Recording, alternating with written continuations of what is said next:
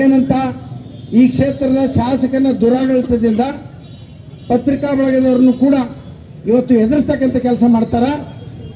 ಆದ್ರಿಂದ ನಮ್ಮ ಪತ್ರಕರ್ತರಿಗೂ ಕೂಡ ಇವತ್ತು ಸಮಸ್ಯೆ ಆಗಿದೆ.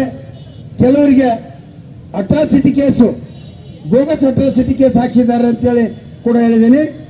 ನಾನು ಪತ್ರಿಕಾ ಬಳಗದವರ ಜೊತೆಗೆ ಅತ್ಯಂತ ಪ್ರೀತಿಯಿಂದ, ಗೌರವದಿಂದ ಮತ್ತು ನಾನು ಕೊಟ್ಟಷ್ಟು ಗೌರವ, ಪ್ರೀತಿ, ವಿಶ್ವಾಸ ಎಲ್ಲರ ಜೊತೆಗೂ ನಾನೇನು ಈ ಕ್ಷೇತ್ರದ ಶಾಸಕನಾದಾಗಲೂ ಕೂಡ ಮಾಡ್ಕೊಂಡು ಬಂದಿದ್ದೀನಿ.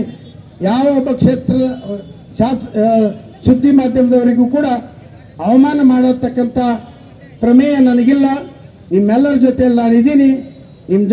ನಿಮಗೆ ಕೊಟ್ಟಿರ್ತಕ್ಕಂಥ ಗೌರವ ಯಾವತ್ತೂ ಕೂಡ ನೀವು ನೋಡಿದ್ದೀರಿ. ನಾನೇನು ಹೊಸದಾಗಿ ನೋಡ್ತಾ ಇಲ್ಲ, ನೀವೆಲ್ಲ ಕೂಡ ನೋಡಿದ್ದೀರಿ. ಅದನ್ನೇ ಬಹಳ ದೊಡ್ಡ ಪ್ರಚಾರ ಮಾಡಲಿಕ್ಕೆ ಹೊರಟಿದ್ದಾರೆ.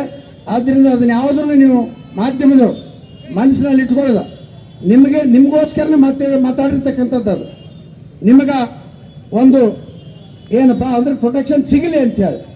ಆದ್ದರಿಂದ ಅದನ್ನ ಯಾರು ಅಪಾರ್ಥ ಭಾವಿಸಬಾರ್ದು ಅಂತೇಳಿ ನಿಮ್ಮಲ್ಲಿ ವಿನಂತಿ ಮಾಡಿಕೊಂಡು